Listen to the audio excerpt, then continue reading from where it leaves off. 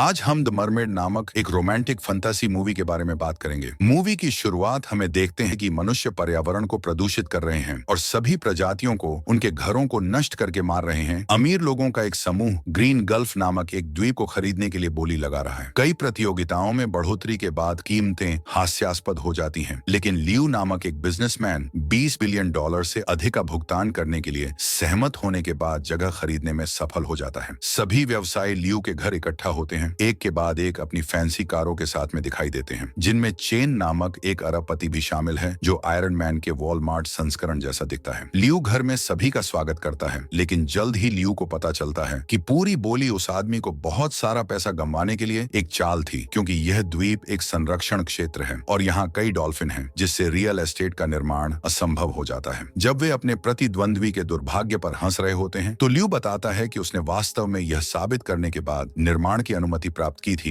कि डॉल्फिन अब वहां नहीं रहती है। लोग जल्दी से अपना असली रंग दिखाते हैं, खासकर चेन, जो लगातार लियू को धोखा देने के लिए अपमानित करता है, लेकिन उसका जेट पैक जल्द ही खराब हो जाता है, जिससे वह आदमी मच्छर की तरह इधर उधर उड़ने लगता है। अपने प्रतिद्वंद्वियों की हताशा पर हंसते हुए लियू तुरंत एक बड़ी पार्टी की मेजबानी करके जश्न मनाता है, जहां वह आदमी कई खूबसूरत महिलाओं से घिरा हुआ है। उसकी एक व्यापारिक प्रतिद्वंद्वी रुओलन अपनी घड़ी उतारकर पूल में फेंक देती है और लड़कियों से कहती है कि जो भी इसे निकालेगा घड़ी उसकी हो जाएगी। ये बताने के बाद कि इसकी कीमत $8 मिलियन है, सभी महिलाएं पानी में कूद जाती हैं और घड़ी को वापस पाने की बेताबी से कोशिश करती हैं, यह दिखाते हुए कि वे सोने की खुदाई करने वाली हैं। रुओलन लियू से कहती है कि वह नए प्रोजेक्ट में पार्टनर बनना चाहती है, जबकि वह अपनी महिला संपत्तियों का उपयोग करके उस आदमी को लुभाने की कोशिश करती है और अंततः डील फाइनल कर लेती है। हालांकि उनके जश्न में एक महिला द्वारा बाधा डाली जाती है, जिसके चेहरे पर बहुत ही अनोखा मेकअप होता है, जिसके परिणाम स्वरूप बॉडीगार्ड उसे पकड़ लेते हैं और उसे जमीन पर पटक देते हैं। लियू तुरंत अराजकता को रोकता है और यह पता लगाने की कोशिश करता है कि यह महिला कौन है, लेकिन जल्द ही उसे पता चलता है कि वह मेहमानों की सूची में भी नहीं है। फिर पता चलता है कि लड़की का नाम शान है और वह अजीब तरह से फ्लर्ट करना जारी रखती है और अपना फोन नंबर उस आदमी को देती है और मांग करती है कि वह उसे भविष्य की डेट के लिए कॉल करे। इस शर्मिंदगी को खत्म करने की कोशिश करते हुए लियू जल्दी से कागज ले लेता है और पुरुषों से कहता है कि उसे बाहर निकाल दें, यह सोचकर कि वह एक प्रशंसक से ज्यादा कुछ नहीं है। महिला अपने स्केटबोर्ड पर सवार होकर घर जाती है, अंततः ग्रीन गल्फ के पास एक घर में पहुंचती है, जहां वह एक विशाल गुफा में एंटर करती है जो उसे एक शीप पर ले जाती है। यह पता चलता है कि शान महासागरों से एक जलपरी है और उसके कबीले के सभी लोगों को इस जहाज में रहने के लिए मजबूर है, क्योंकि कहीं बाहर जाने कोई रास्ता नहीं है। लियू ग्रीन गल्फ पर बिल्डिंग परमिट प्राप्त करने में सक्षम था, क्योंकि उसने पास के महासागरों में कई मशीनें लगाई हैं जो पानी में शक्तिशाली सोनार बनाती हैं, जो सभी डॉल्फिन को दूर भी भगाती हैं और जो भी वापस लौटने की हिम्मत करता है उसे मार देती हैं। उसे यह नहीं पता था कि इससे समुद्री लोगों पर भी बहुत बुरा असर पड़ता है। दूसरी ओर शीप में मरमेड के लीडर ऑक्टोपस ने उस आदमी को मारने की योजना बनाई ताकि वे आखिरकार अपने घर लौट सकें। समुद्री लोग जनजाति में अपनी सबसे खूबसूरत लड़की का उपयोग करके उस आदमी को बहकाकर ऐसा करने की योजना बनाते हैं, लेकिन उनकी क्षमताएं बहुत संदिग्ध हैं, क्योंकि उनकी दादी हत्यारे को स्पष्ट रूप से दोस्त और दुश्मन के बीच अंतर बताने में कठिनाई होती है। इसके अलावा शान की छेड़खानी करने की क्षमता का उनका अतिरंजित अनुमान बहुत स्पष्ट है, क्योंकि वे लियू के फोन का बेसब्री से इंतजार करते हैं। यह महसूस नहीं करते कि वह आदमी अपने नए व्यापारिक साझेदार के साथ आक्रामक तरीके से संबंध बनाने की योजना बना रहा है। हालांकि महिला उस आदमी को यह याद दिलाकर माहौल को पूरी तरह से खराब कर देती है कि वे दोनों एक ही स्तर पर नहीं हैं, भले ही उनकी संपत्ति समान हो, क्योंकि वह राजघराने में पैदा हुई थी और लियू को कड़ी मेहनत करके अपना पैसा कमाना पड़ा। यह महसूस करते हुए कि रोलन ने हमेशा उसे नीची नजर से देखा है, लियू ने शैन को डेट के लिए बुलाने का फैसला किया। उसे बताया कि वह उसे 10 मिनट में लेने आएगा। वह रोलन से कहता है कि उसे अपना पार्टनर बनाने का पछतावा है और वह महिला से दूर जाने लगता है। बाद में बेडरूम में मौज मस्ती करने के बजाय गर्व को चुनता है। जलचर अपने सभी हथियार इकट्ठा करना शुरू कर देते हैं और दीवारों के पीछे छिपने की योजना बनाते हैं। लियू के उस जगह में प्रवेश करते ही उस पर घात लगाने के लिए तैयार हो जाते हैं। शैन दरवाजे से बाहर निकलती है और अपने अनोखे फैशन के स्वाद के साथ दिखाई देती है, लेकिन यहाँ लियू के बॉडीगार्ड को देखती है, न कि खुद लियू को। वे उसे लियू के ऑफिस की इमारत में ले जाते हैं और उसे बताते हैं कि उनके बॉस जल्द ही आने वाले हैं, लेकिन लड़की सचिव के जाने के तुरंत बाद पानी में जहर मिला देती है। उसे आश्चर्य हुआ कि सुरक्षा प्रमुख उसकी डेट के बजाय उसकी जांच करने के लिए आता है और वह आदमी उसे गिलास को पकड़ते हुए देखता है। उसे संदेह है कि वह उसके बॉस को झड़ देने की कोशिश कर रही है। सुरक्षा गार्ड 2 गिलास लेता है और उसे पीने के लिए देता है, लेकिन शैन घबराहट के कारण भूल जाती है कि कौन सा सा कप जहर वाला है और उसे पानी निगलकर अपनी जान जोखिम में डालनी पड़ती है। बहुत जल्द उसका चेहरा दर्द से विकृत होने लगता है क्योंकि सुरक्षा गार्ड उसे सदमे में देखता है, लेकिन यह पता चलता है कि उसे बस पानी में मौजूद नींबू पसंद नहीं था। आदमी उसकी प्रतिक्रिया पर हंसता है, लेकिन तुरंत उसके मुंह से झाग निकलने लगता है और वह जमीन पर गिर जाता है। लड़की आदमी को बचाने की कोशिश करती है और उसके मुंह में शराब डालती है, जिससे उसका जहर ठीक हो जाता है। लेकिन मिनियंस अपने बॉस को उसी कप से ज्यादा नींबू पानी पीने के लिए देते हैं, जिससे वह फिर से गिर जाता है। अराजकता के बीच शैन अंततः लियू को ऑफिस से बाहर निकलते हुए देखती है और उसका पीछा करना शुरू कर देती है ताकि वह अंततः अपने टारगेट की हत्या कर सके। वह लियू पर समुद्री अर्चिन फेंकने की कोशिश करती है, लेकिन वह उसकी बजाय उसके ही सिर पर लग जाता है क्योंकि वह आदमी अपने कर्मचारियों पर उनकी अक्षमताओं के लिए चिल्लाता है। महिला तुरंत फर्नीचर के पीछे छिप जाती है और अपने लक्ष्य पर फिर से घात लगाने की कोशिश करती है, लेकिन अपने सामने लगे शीशे को नोटिस करने में विफल रहती है और अपने ही हथियार से खुद के चेहरे पर वार करती है। चाहे वह कितनी भी बार अर्चिन फेंकने की कोशिश करे, वे हमेशा बूमरैंग की तरह खुद के चेहरे पर ही वापस आते हैं, जिससे वह जहर से लगभग बेहोश हो जाती है। शैन हार मानने से इनकार करती है और सोफे के नीचे से उस आदमी पर घात लगाने की कोशिश करती है, लेकिन लियू अपने पसंदीदा गाने इनविंसिबल पर नाचना शुरू कर देता है और अपने जानलेवा मूव्स का इस्तेमाल करके उसके सभी हमलों को चकमा देता है।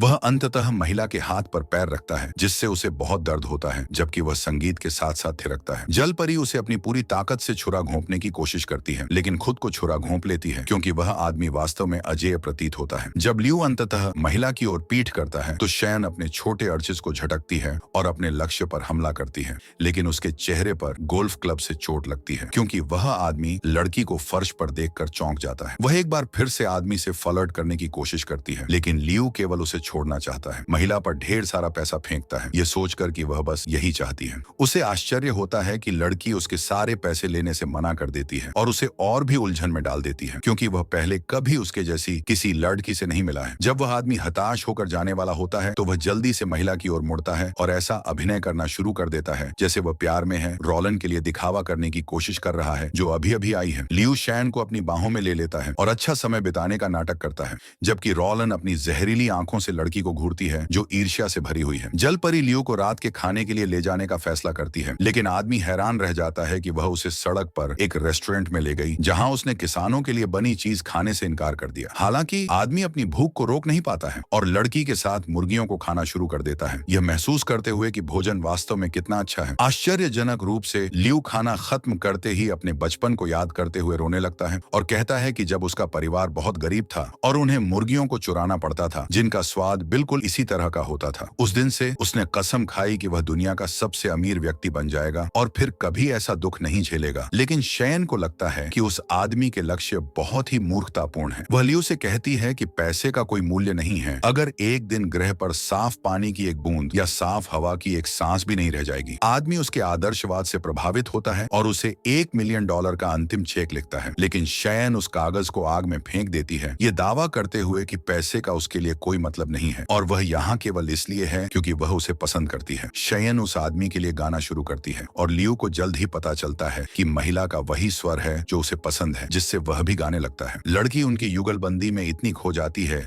कि वह अपनी जलपरी जैसी आवाज निकालती है और उस क्षेत्र के सभी कांच तोड़ देती है, साथ ही उस आदमी की नकली मूंछें भी गिरा देती है। लड़की लियू को कई कार्निवल राइड पर ले जाती है और आदमी आखिरकार मौज मस्ती करते हुए खुद को काम से मुक्त कर पाता है क्योंकि उसे अपने बचपन की अच्छी यादें भी याद आने लगती हैं। उस रात बाद में वे उस द्वीप पर वापस जाते हैं जहां महिला दावा करती है कि वह रहती है, लेकिन उसकी खुशी जल्दी ही खत्म हो जाती है जब उसे ऑक्टोपस का फोन आता है क्योंकि उसके लोग दरवाजे के पीछे से लियू पर घात लगाने की योजना बनाते हैं। आदमी जलपरी को उसके घर की ओर ले जाता है और उसका हाथ पकड़ना शुरू कर देता है, जबकि शयन को भी लियू के लिए भावनाएं विकसित होती दिखाई देती हैं।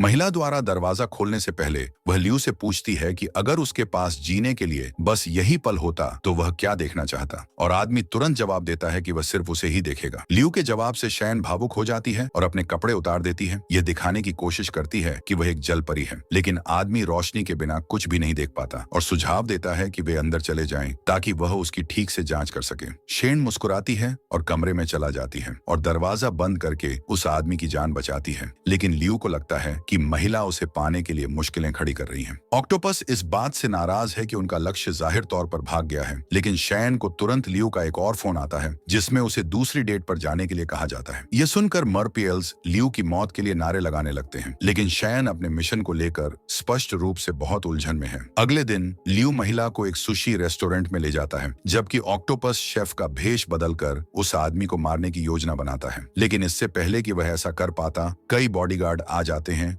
और योजना को बर्बाद कर देते हैं। संदेह से बचने के लिए ऑक्टोपस के पास यह दिखावा करने के अलावा कोई विकल्प नहीं है कि उसके तंबू ही भोजन है, और वह पीड़ा को छिपाने की पूरी कोशिश करते हुए उन्हें टेबल पर पकाना शुरू कर देता है। शेफ स्थिति को और भी बदतर बना देते हैं जब वे बहुत दर्दनाक तरीकों से टेंटिकल्स को काटते हैं, जिससे ऑक्टोपस का चेहरा और भी ज्यादा डरावना हो जाता है, क्योंकि लियू को लगता है कि यह सब नाटक का हिस्सा है। आखिरकार आदमी दर्द को सहन नहीं कर पाता और आखिरी पल में खिड़की से भागते हुए स्याही का बादल थूक देता है। शैन यह समझाने की कोशिश करती है कि यह आदमी के प्रदर्शन का हिस्सा है, जबकि लियू इस बात पर कम ध्यान देता है कि अभी क्या हुआ है, क्योंकि उसे और भी महत्वपूर्ण घोषणाएं करनी है। आदमी शादी की अंगूठी निकालता है और उसे महिला के हाथ में पहनाता है। उससे तुरंत शादी करने की पेशकश करता है, क्योंकि उसे एहसास होता है कि वह उसके जीवन में अब तक हुई सबसे अच्छी चीज है। शैन को यह स्वीकार करने में परेशानी होती है और वह उस आदमी को मूर्ख कहती है। लियू को अपना चाकू दिखाती है और उसे बताती है कि वह उसे मारने आई है, लेकिन आदमी उसका हथियार गिरा देता है और उसे जोश से चूमने लगता है, जबकि महिला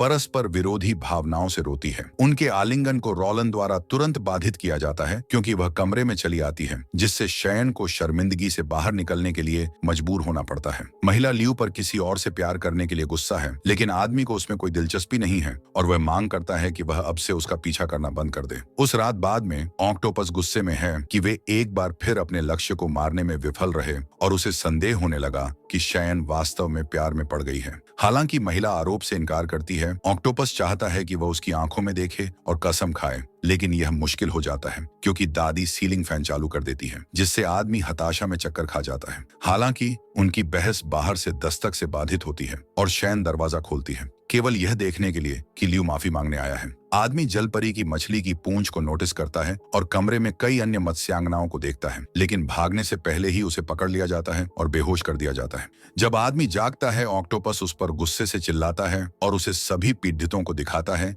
जिन्हें उसकी कंपनी ने चोट पहुंचाई है, और वह उसे तुरंत मारने का फैसला करता है। लेकिन लियू उनसे रुकने की विनती करता है, यह कहते हुए कि उसकी मौत सोनार को निष्क्रिय नहीं करेगी। वह चाहता है कि वे उसे दूसरा मौका दें ताकि वह मशीनों को निष्क्रिय कर सके, क्योंकि उसने कभी नहीं सोचा था कि सोनार इतने हानिकारक होंगे। लेकिन ऑक्टोपस क्रोध से अंधा हो जाता है और लियू का गला घोंटना शुरू कर देता है। सौभाग्य से शैन अंतिम क्षण में टेंटिकल को काटने में सक्षम है, जिससे उस व्यक्ति की जान बच जाती है और उसे भागने का मौका मिल जाता है, जबकि हर कोई उसे सदमे में देखता है। ऑक्टोपस महिला के विश्वासघात से क्रोधित हो जाता है और उसे मारने की कोशिश करता है, लेकिन अंततः अपने ही लोगों में से एक को मारने में असमर्थ होता है। लियू तुरंत पुलिस के पास जाता है और समझाने की कोशिश करता है कि उसके साथ क्या हुआ, लेकिन उस व्यक्ति के विवरण सुनने और संदिग्ध को बाहर निकालने के बाद अधिकारियों को अपना चेहरा सीधा रखने में मुश्किल होती है, क्योंकि वे लगभग हंसते हुए खुद को मार लेते हैं। कोई अन्य विकल्प न होने पर लियू व्यक्तिगत रूप से सोनार की जांच करने का फैसला करता है और डॉक्टरों से कहता है कि वे मशीन को सीधे उस पर उड़ा दें।